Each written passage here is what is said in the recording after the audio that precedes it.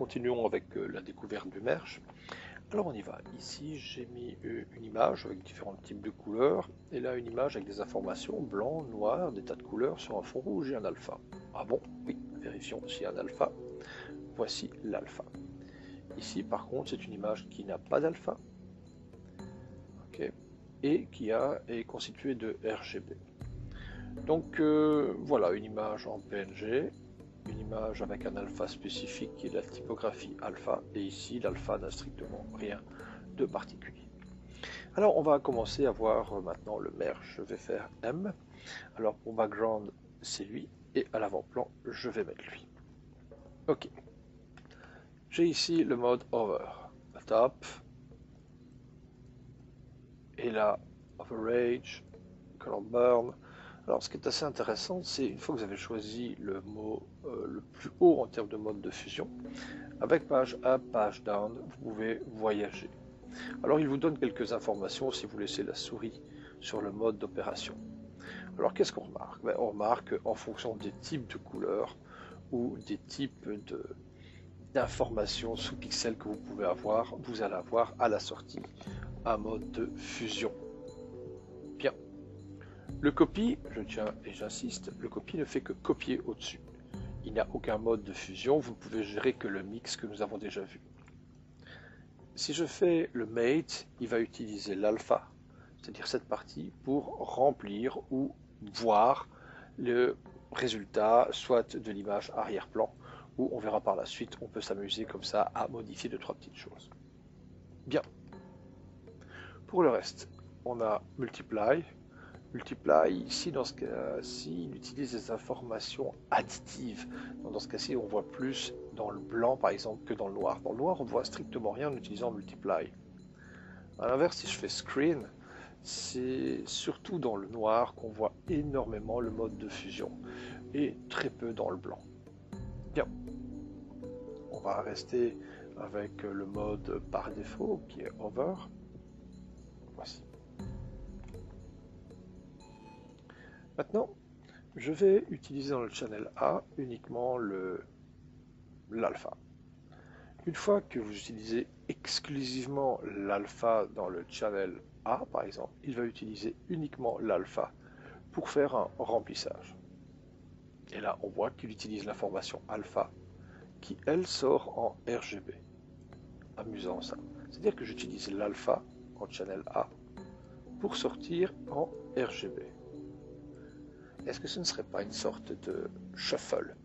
Ben oui, en fait, parfois j'utilise ceci comme le shuffle copy.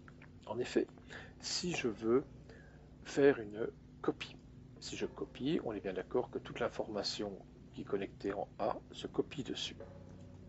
Mais je veux copier l'information alpha. Et le output, ce sera de l'alpha. Bilan à la sortie, il copie l'alpha. Vérifions si je vérifie maintenant l'alpha. Voici, de cette image, de ce nœud, sort l'alpha. J'ai donc pris l'alpha de lui et je l'ai mis en sortie. Lorsque je regarde RGB, je n'ai pas bougé le RGB du B, il n'y a eu aucun mode de fusion. En effet, si vous faites une copie et que vous demandez alpha, vous copiez en information sous pixel. L'opération étant copie, il n'y a pas de fusion de pixels, c'est comme si B était recouvert par A par défaut. Sauf que si vous dites que le A et que la sortie est en information sous pixel, bilan B, la copie ne se fait pas devant, mais en information sous pixel, c'est-à-dire derrière. L'utilisateur, lorsqu'il regarde votre image, il voit par définition RGB et l'information sous pixel est copiée en output. D'ailleurs, c'est ce qu'il vous dit. Le output, c'est le channel qui sera écrit lorsque vous allez mélanger A et B. C'est le channel de sortie. Revenons maintenant à cette image. J'ai une information sous pixel. En fait, cette image en RGB, il est marqué sous pixel. C'est du texte, du blanc et du gris. Revenons un petit peu. Je fais un merge. En B, je prends l'image qui est ici, j'observe. Et en A, je prends celle-ci. Et je dis tout simplement que c'est un mode copie. Il va donc copier A devant, sauf que si je dis qu'à la sortie, c'est de l'alpha, je regarde l'alpha. Voici ce qu'il est devenu. C'était donc les informations sous pixel. Remarquez, je peux demander aussi que ce soit du Z, appelé deep. À ce moment-là, je regarde et c'est type. Remarquez le output, je peux faire new. Alors en new, je vais marquer un truc particulier, je vais marquer JA. Ok. Bilan, maintenant, j'ai une information, un layer qui s'appelle JA, et la voici. Je peux donc donner des informations sous pixel comme je veux. Ça, c'est particulier. Car en fait, si on regarde, on a comme cela une image qui est en RGB. Et on peut copier tout ce qu'on veut en information sous pixel, à condition de lui donner un nom ou d'utiliser déjà un nom tout fait. Cette information sous pixel pourra être utilisée par la suite. Alors, shuffle copy ou merge en faisant une copie et en utilisant un output particulier. Oh, vous savez, le résultat est généralement la même chose, ça va dépendre de vous. On va continuer comme ça les premiers modes de fusion.